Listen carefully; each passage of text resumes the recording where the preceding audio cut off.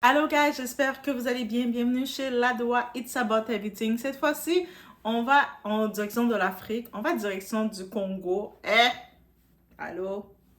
Donc, on va parler surtout d'une l'ex-femme ou de l'ex-femme ou Chiza. Je sais pas, c'était pas techniquement la femme officielle, mais elle était une femme très présente dans la vie de une de ses artistes qui s'appelle du nom de Papa Wemba. Il n'est plus là pour rien dire parce qu'elle fait ses témoignages, mais lui, il n'est pas là. Donc, dans ses témoignages, ce qui est choquant, elle parle des rituels. En tant que telle, elle confirme qu'est-ce qui existe dans le monde de la musique, dans le monde du divertissement, même dans le monde de la politique, même dans le monde du sport, même peu importe le domaine. Même dans les affaires, dans des entreprises, il y a ça. Il y a le côté, et puis c'est pas juste côté noir, là. Partout, des fois. Il faut prier, il faut avoir vos protections. Parce que vous savez jamais qui derrière font des rituels, des incantations. On sait jamais. Et elle, justement, j'imagine qu'elle est en train de se livrer, se vider, parce qu'elle a de quoi dans l'estomac. Mais elle raconte ces rituels qu'elle faisait lorsqu'elle était avec Papa Wemba. Et elle expose le tout. En tant que tel, est-ce que c'est pour salir l'image de Papa Wemba? Est-ce que c'est pour montrer apparemment tout ce qu'elle a fait? Ou sinon pour nous laisser savoir que le monde est méchant? Yeah. Décidez qu'est-ce que vous voulez. Donc, It's About Everything, on est chez la Doha, as you know. On est en direct en Afrique. Et on met un like de support. Parce que là, je vous fais voyager. Si la première fois que vous arrivez en Afrique, on voyage ensemble, on regarde, mais c'est quoi ce témoignage-là qui fait le tour de l'actualité, qui fait l'actualité un peu sur les réseaux. Et j'ai décidé de regarder un petit peu qu'est-ce qu'il en était. J'étais choquée par beaucoup de révélations qu'elle a faites parce qu'elle était lors d'une entrevue, un podcast, une entrevue qu'elle était, et puis elle dévoilait le tout. Et elle en riait même. Des fois, il y a des choses qu'elle racontait qui étaient choquantes, que j'étais comme « Ouh !» Et puis elle riait. C'est comme, c'est-à-dire, si je peux comprendre, elle a aucun regret. Moi, je dis c'est comme plus la fierté qu'elle a que du regret. Bref, on va regarder le tout ensemble.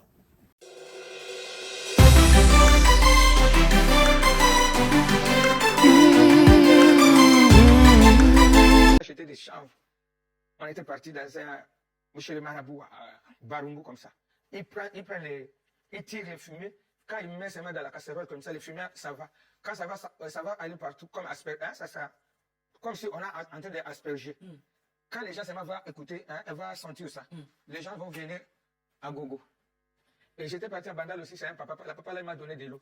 Je ne sais pas si les lots on lave les cadavres ou bien on lave quoi. Voilà. Je suis parti la nuit là pour mettre dans tous les coins de Kinshasa. Les travaux ont commencé. J'ai cherché. Il y avait les féticheurs qui s'appelaient les rois mages qui sont venus des Brazzaville. Non, on nous a envoyés chez toi. Comment vous me connaissez même l'adresse? Non, c'est notre maître qui nous a envoyés. Quand il coupe ses mains de feuilles de mangue comme ça.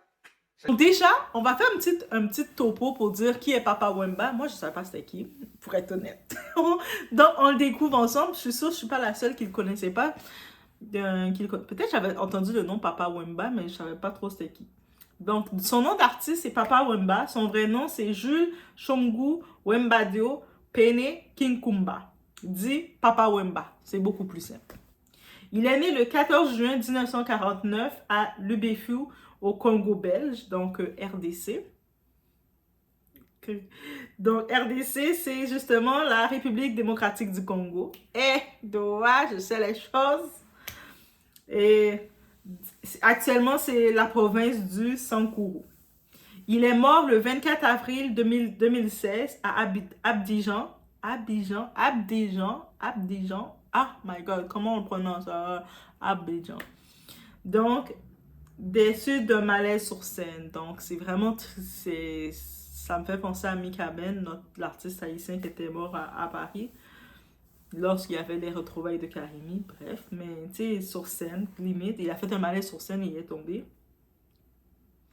Il est chanteur, auteur-compositeur et acteur congolais. Le cofondateur et dirigeant du label Viva la Musica avec son ex-maîtresse. Donc, elle n'était pas la femme, elle était la Chiza, la maîtresse, la side O, la side chick, l'autre femme, la femme non officielle. C'est ça qu'elle était et c'est elle qui fait ce témoignage-là. Elle s'appelle Shaggy Sharoufa, qui l'a accompagnée pendant 35 ans. Donc, ça veut dire, elle, c'est une Chiza déterminée et on met le mot déterminée Vous savez, comme Camilla a été déterminée avec le roi Charles et sa détermination a payé parce que maintenant le roi est roi et elle est à côté de lui. Donc, pendant 35 ans de sa carrière. Donc, lui, il est reconnu pour avoir recruté et formé des stars de la musique congolaise et africaine tels que King Fester et Menaya ou Ayo Longoba. J'ai tout dit ça, hein? Ah, il avait plein de surnoms. Lui, là, on a Papa Wemba, je pense que c'est le plus connu dans le tout. On l'appelait Mwalimou, MZ, Jules, Presley, mon gros coteau, grand prêtre, chef coutumier, Bakala Diakouba, Fula Njenge, Kolo, histoire, Kourayale, vieux Bokoul, vieux Piton, grand Mayas, Ekoumani, Elambe, formateur des idoles, Foridol, Kema Fombe, notre père, maître d'école, le roi de la sape, le rossignol, le roi de la rumba congolaise, le chef du village local. Il avait des surnoms. Donc c'est ça. Ça, c'était. On n'a pas le choix de faire un tour sur lui parce que c'est sa chisa qui expose des choses comme ça et lui, il est plus là pour se défendre. C'est ça que je trouve très dommage. Et là, maintenant, je suis en train de rapidement regarder sur cette fameuse Shaggy. Parce qu'on doit aller regarder sur Shaggy. Parce que c'est elle, avec son entrevue, elle fait des déclarations, mes amis. Elle fait des déclarations. Donc, elle dit qu'elle a fait... Le temps qu'elle le connaissait depuis 35 ans, mais elle déclare qu'elle a fait 32 ans à faire des rituels, la magie pour Papa Wemba. Est-ce que c'est pour ça qu'elle est restée aussi longtemps avec lui? Elle faisait de l'envoûtement. Des fois, l'ironie de tout ça, et puis j'ai vu d'autres commentaires passer sur le même sens. Tout ce temps-là que tu as fait avec un homme en étant la maîtresse, la chisa, jamais cet homme-là t'as pas fait la magie pour qu'il te marie, que tu sois la femme officielle? Ça, c'est une question qu'on se pose comme ça. Tant qu'à faire la magie, tu fais des incantations, tu fais ouh, ah, ouh, ah. C'est pas ça que la magie. Mais t'as pas fait pour que le gars t'officialise et que tu sois sa femme officielle. Dans cette magie-là, ça fonctionnait pas. Donc, les esprits, les démons ou tout ce que tu servais, ils ne pouvaient pas te rendre la femme officielle de cet homme que tu es resté près de 32 ans de ta vie, 35 ans de ta vie, parce que tu as fait 32 ans à travailler pour lui.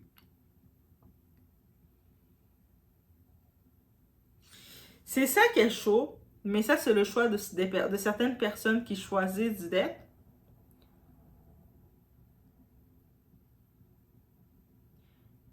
Donc, en même temps, je me dis, comme je vous ai dit, en écoutant des petits bouts de l'entrevue, je ne vois pas le regret de ce qu'elle a fait, le mal qu'elle a pu causer dans les rituels. Et on peut comprendre, en étant la maîtresse, la side chick, la side hoe, tout ce que vous voulez. Vous allez dire, ouais, il faut pas dire ça. Mais c'est une chisa, elle était la femme, la chisa. Lui, je pense qu'il avait une femme officielle ou des femmes officieuses.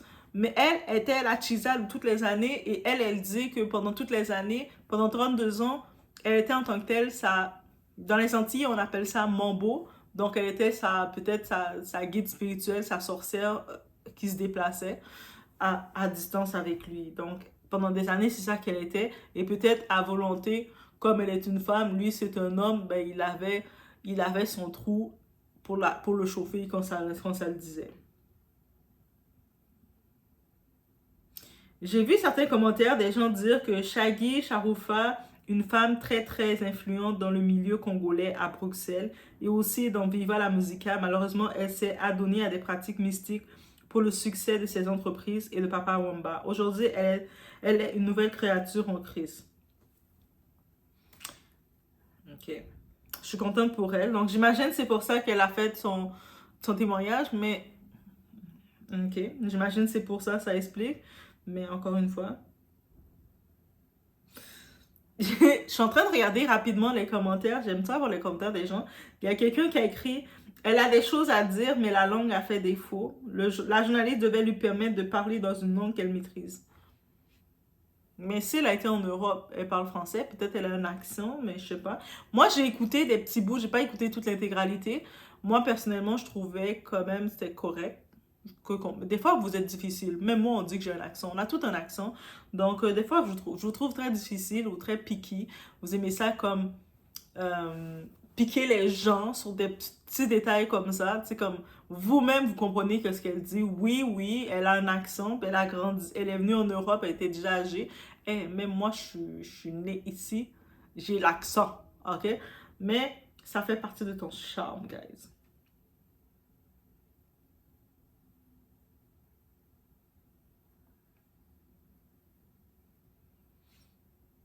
Là, ici, et moi, j'ai appris à parler le lingala. J'ai appris à parler lingala, je parle toutes les langues là. J'ai appris à parler lingala, le wolof, toutes les langues que je dois apprendre à parler, je vous jure, j'apprends les langues. Quand il suffit de comprendre les choses, mes ancêtres m'inspirent, me disent qu'est-ce qu'ils se disent. Est-ce que vous rendez compte de votre doigt? Doigt, j'ai le don de comprendre les Congosa pour vous, hein. Mais encore une fois, beaucoup de personnes le voient comme si un témoignage des œuvres du ministère chrétien. Donc, en tant que tel, elle a vécu une certaine vie pendant très longtemps et on a pu comprendre que maintenant, elle n'est plus dans ce mode, dans cette vie. En tant que tel, si on peut comprendre aussi, elle s'est lancée dans cette vie par amour, parce qu'elle était l'autre femme. Et j'imagine que ce type-là, mais il l'a utilisé pendant tout ce temps de sa carrière, qu'il la connaissait pour avoir du succès. Et elle, par amour pour lui, ben, elle a utilisé. Et souvent, il y a beaucoup d'hommes qui sentent qu'une femme a un certain don ou des gens qui ont un certain don, ils veulent utiliser ton don et t'épuiser au trip. Mais c'est ça.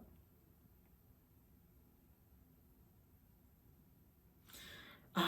Les gens, au lieu d'écouter son témoignage, les gens, tout ce qu'ils parlent, c'est qu'elle parle pas bien français ou elle parle pas assez bien français pour eux. Les gens, vous aimez ça vraiment piquer les gens, hein.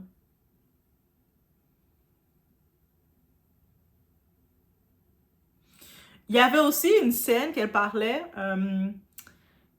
pour, ouais, pour concernant Wei Harrison, tu sais, l'artiste Wei Harrison? C'est Wei Harrison? J'ai bien prononcé, hein. Dites pas que j'ai pas bien prononcé. Quand on m'entend parler, on va penser même que je suis congolaise. Donc, ou peut-être camerounaise, ou peut-être ivoirienne, ou peut-être sénégalaise. Dites quel accent qui sort quand vous m'entendez.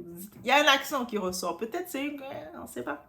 Ah, mais bref, elle était sur la scène, elle avait pris un toutou, et puis elle avait piétiné le toutou pour dire, une façon de dire qu'elle prenait le pouvoir de Werason pour le donner à Papa Wemba dans leur rituel. Mais dites-vous que dans la vie de tous les jours, c'est pour ça qu'il faut avoir ces prières. La meilleure protection que vous avez, c'est la prière. Et il n'y a aucune armée qui peut se forger contre toi quand tu as la prière, parce que toi, tu as une armée plus forte. Mais il faut entraîner ton armée, il faut entraîner tes anges face à tout ça, parce que comme je vous ai dit, elle le témoigne maintenant. Et je pense qu'elle fait son témoignage pour nous laisser savoir que même si elle est délivrée, mais dans le monde invisible, dans le monde sombre, ils ont entraîné d'autres personnes comme elle. Des fois que vous allez voir la femme d'un tel qui est là pour créer le chaos, pour que son mari a du succès, pour que son chéri a du succès. Donc, il faut toujours prier, il faut toujours vous armer de tout. Et puis, c'est rien prendre pour acquis. Donc, c'est sûr qu'on dit, dans les titres, ça dit, elle faisait tout ça pour Papa Wemba, mais elle faisait tout ça pour l'amour. Donc, l'amour te fait faire des bêtises, l'amour te fait ne pas savoir qui tu es, l'amour t'amène dans la destruction, mais suite au départ de Papa Wemba, elle a eu des années de se retrouver toute seule. Elle a passé comme 35 ans de sa vie auprès de cet homme-là. Cet homme-là, il a fait croire qu'il l'aimait. Et puis non, désolé, quand elle a Chisa, l'homme t'aime pas. Peu importe, vous allez me dire, mais non, Doua, il l'aime parce qu'il est resté avec elle. Il l'aime pas. Il l'a utilisé, il l'a exploité. Et c'est ça le rôle d'une Chisa. C'est-à-dire que oui, peut-être quand tu es Chisa, tu vas rester dans... Il y a beaucoup de femmes qui restent dans le rôle de Chisa ou de l'autre femme juste pour avoir un peu d'argent, question d'argent, ou pour avoir un peu de plaisir parce qu'elles ne croient pas en elle. Elles n'ont pas confiance assez en elle pour se dire qu'elles méritent plus que ça. Mais quand tu es un homme vient vers toi et te dit, moi, la position que j'ai pour toi dans ma vie, tu vas être une chisa. Tu vas être la femme secrète. Tu vas être la femme cachée. Tu vas être la femme non officielle. Tu vas être la femme du noir. Tu vas être la femme de l'obscurité. Tu vas être la femme entre nous. On va faire toutes les cochonneries. On va faire toutes les secrets. On va faire toutes les dirty secrets. On va faire toutes les choses sales. Mais ça va être dans l'ombre. Avec toi, je vais cracher dans ta bouche, dans l'intimité. Mais en public, je vais faire presque limite comme si je te connaissais pas. Quand un homme te donne ce rôle-là, mesdames, faut arrêter de croire que, ah, mais non, parce qu'il m'aime. Il n'y a pas d'amour. Il aime ce qu'il peut avoir de toi. Et elle, pendant tout ce temps-là, ces années-là, il y a cru et elle a donné son énergie. Elle s'est investie dans la sorcellerie, dans le tout. Pendant toutes ces années, elle s'est investie à faire du mal à des gens pour lui. À aller maudire, réveiller les démons pour lui. À aller sacrifier des générations pour lui. Puis oui, c'est beau qu'elle fasse son témoignage maintenant, mais le témoignage qui a été fait, c'est quelque chose. Hein? Ça doit nous faire comprendre quelque chose. Ça doit nous faire comprendre que c'est réel. Si le bien est là, si on parle de Jésus, c'est parce que le démon aussi est là. Démon aussi est là. Et puis il y a des gens qui continuent de faire ça. Même si des fois, vous vous rendez même pas compte. Des fois, chaque jour, vous pouvez voir quelqu'un, la personne fait des rituels, des incantations. La personne vient devant vous et fait ça comme ça. Vous comprenez pas, là. Vous êtes là. Bien bébête. Mais il faut prier. Méditer. Demandez des révélations. Vous allez voir des choses. Et puis, l'amour. Parce que trop de monde associe l'amour comme si c'est quelque chose de mauvais. Parce que trop de monde me dit que tu n'as pas le droit d'associer la chose mauvaise. Tu sais, t'imagines que tu es resté chisa, tu es resté la side hoe, la side chick, tu es resté l'autre femme, tu es resté la femme du noir pendant toutes ces années avec un homme. Tu as fait tout le sale boulot qu'il t'a demandé de faire. Parce que tout le temps, quand il disait va nuire à mon ami, va nuire à telle personne, va me donner tel argent. Quand le type est décédé, elle s'est rendue compte qu'elle a hérité de rien, qu'elle n'était rien. J'imagine c'est là que ça l'a fait un choc de se rendre compte que toute sa vie, ces 35 ans passés à ses côtés, c'est des 35 ans de vanité. C'est-à-dire que même quand vous êtes vous, mesdames, vous pensez que vous êtes dans le rôle de Chisa, c'est une belle position, le monde vous a menti. C'est pas une belle position. C'est pas un rôle d'honneur. Si tu es dans une position de Chisa maintenant, là, wake up! Si c'était le clé de wake up, tu te wake up. Combien de fois tu vas voir la femme, tu es une Chisa, toi t'investir au gars, tu vas essayer de préparer les meilleurs plats, tu vas apprendre à faire toutes les positions qu'il te demande. Il va te dire, viens, je vais te filmer. Toi, tu vas accepter parce que tu vas dire que de toute façon, je vais le faire avec lui parce que, tu sais, sa femme ne le fait pas pour lui. C'est pour ça qu'il est avec toi. Et puis après, quelques temps plus tard, tu vois que c'est toi qui es exposé. Ou même il arrive quelque part, il n'est plus vivant. Qui hérite de toutes ses biens, c'est sa femme. Et sa femme n'a rien donné. Même quand tu fais des enfants tu fais des enfants, et surtout qu'on parle des pays en Afrique, de nos pays en Afrique. Tu penses que des fois, tes enfants, si ils reçoivent quelque chose, c'est parce qu'ils ont reçu. C'est parce que la femme mariée a décidé d'avoir une certaine sympathie pour les enfants. Mais quand tu as été une chisa comme ça, tu as été une chisa qui était dans la sorcellerie, qui était méchante, qui a fait du mal, parce qu'on peut imaginer dans les témoignages qu'elle dit, je vais vous laisser écouter ces petits bouts de clips. Tu sais, elle a fait du mal, là. Pendant toutes ces années, il n'y avait pas de bien qu'elle faisait, là. Oui, même quand elle demandait la popularité, parce que oui, il y a beaucoup d'artistes qui réclament, qui font leur truc, mais c'était toutes des demandes pour faire du mal aux gens. That was this. Et puis, il y a un moment, dans une de ces bouts d'entrevue, elle est limite, je sens pas, on dit c'est un témoignage, mais je sens pas comme si un regret, comme d'avoir fait tout ça. Elle fait juste, elle raconte son histoire comme ça, mais je ne sens pas du regret. Je ne lui demande pas non plus d'avoir du regret. Si elle est fière de ce qu'elle a fait par amour, ben j'espère qu'elle reste dans sa fierté. Mais je ne sens pas qu'elle a fait du regret, d'avoir fait du mal, d'avoir peut-être brisé des vies, d'avoir bloqué des gens. Je ne sens pas du regret. Mais bref, faites attention à vous, guys. Le monde invisible est réel. Je laisse sur ce. On était quelque part en Afrique. Et Les témoignages qu'on reçoit, hein, les gens, quand ils ont fini de faire du mal pendant des années, là, ils viennent dire, je viens faire mon témoignage, peace. Je suis en paix. Ben oui, mais t'as quand même fait le mal aux gens, girl. So, je vous laisse sur ce, faites attention à vous, soyez vigilants, demandez le discernement. Si vous ne l'avez pas, vous le réclamez parce que pour faire attention à tout ça, les gens qui viennent devant vous, faites des révélations. Et puis à un moment, attendez, dans ces clips, vous allez l'entendre, un moment qu'elle disait que elle mettait de la viande, tu sais, elle avait un restaurant, quelque chose, pour attirer les clients. Elle mettait de la viande sur ses parties et puis elle laissait entre ses jambes.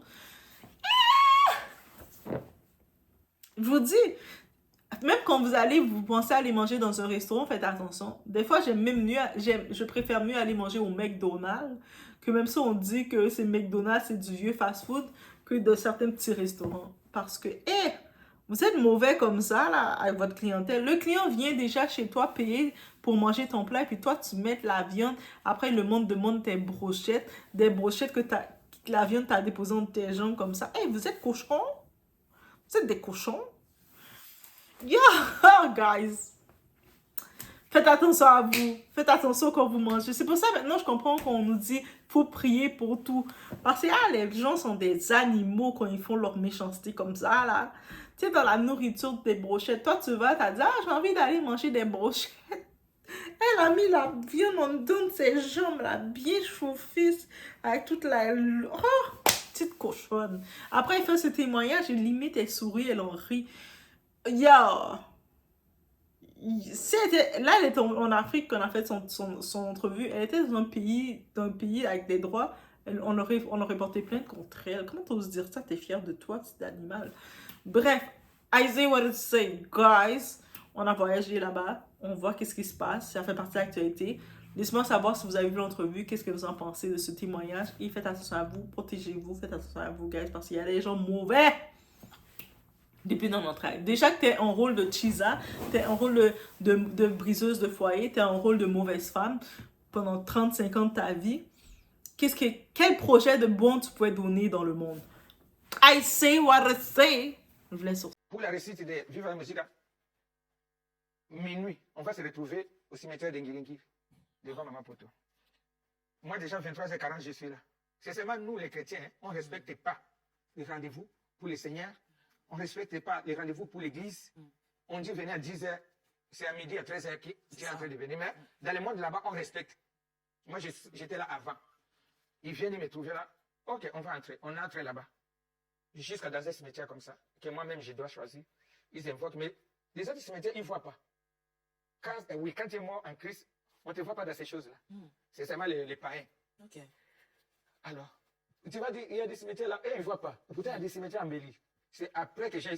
Donc, vous étiez en train de traverser les tombes, quoi? Oui, les tombes. D'accord. Les tombes. On est arrivé dans une tombe. Il était là, ils ont invoqué.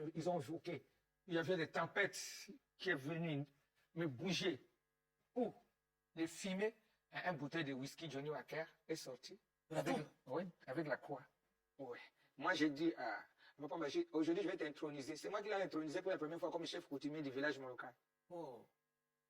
Je suis venu avec les bérets, le pagne et ces choses-là. Alors, moi, j'étais en train de dormir.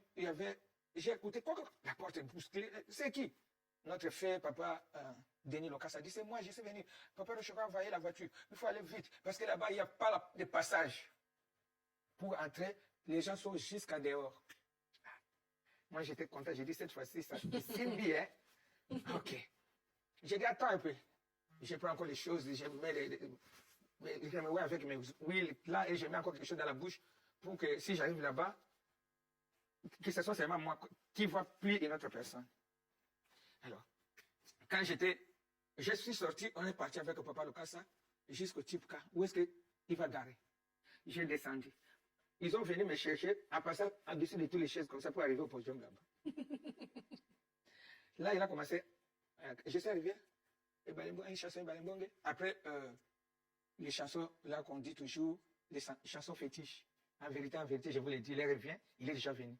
Où les mots attendront la voix du papa. Aussi, à la vue de moi, les mots entendront la voix. Donc les gens qui sont là en train de voir, ce sont des mots. Parce qu'on était des provinces orientales. il y a les gens qui se marient avec avec les léopards. Alors moi, j'avais ces pouvoirs-là. Même en esprit, tu es déjà marié avec cet animal-là. Parce que si j'ai regardé les gens avant, les gens ne peuvent pas me fixer comme ça. Ils voient si c'est des lampes ou de quoi. J'avais un pouvoir de domination. Si je veux que mon papa me va partir aujourd'hui en Europe, moi je viens seulement comme ça. J'ai dit, je viens te chercher chez lui. Maman Amazon est là. Il prend les valises, nous partons à l'aéroport pour la Belgique. C'est pour cela cette femme-là, que Dieu la bénisse, elle a beaucoup supporté. Elle a aussi droit de ce qu'elle vit maintenant. Et puis elle m'a dit, si tu veux, ma jumelle va cracher, tu bois, comme ça tu vas voir les enfants. Et comme moi, j'avais pas peur, avec les choses que j'avais à moi, j'avais pas peur. Elle a pris les gobelets en bas comme ça en plastique, elle a mis comme ça, les sépales a vomi des choses comme Un vrai serpent vivant. Vivant, comme ça, jusque là, sa tête là. Elle aussi a mis sa chaise ici. Sa jumelle. Il a dit qu'elle est née avec sa chaise. Elle m'a donné pour boire. J'ai vu. C'était amer jusque. C'était comme les gombos. J'ai dit, ok, maintenant je vais aller faire seulement des chimos. En arrivant là-bas, rien. Oh. Alors, l'autre m'a dit, non, c'est maintenant hein, que tu vas faire les enfants parce qu'il y a un papa Sélémbao là-bas. Lui, Ça rate pas. ça ne rate pas. On était allé au Sélémbao. Le papa a fait des fétiches, il m'a couvert avec. Après, il m'a donné aussi des fétiches. Il a dit, bon, il a mélangé avec l'argent. Il m'a dit, va seulement acheter les cacahuètes d'une femme enceinte. C'est pour cela, les chrétiens, quand tu vois des choses, il faut d'abord prier.